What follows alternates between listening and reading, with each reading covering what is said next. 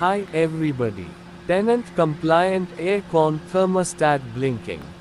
Go and check Daikin thermostat blinking error code LC2. LC2 mean mostly PCB board problem. And then go and find condenser unit mouse die and PCB board shorted. Here you can see mouse die. Inverter PCB board wire burn. Better need to replace new main PCB board and inverter PCB board.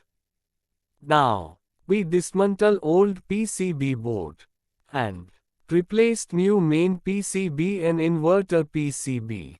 After that test run system back to normal.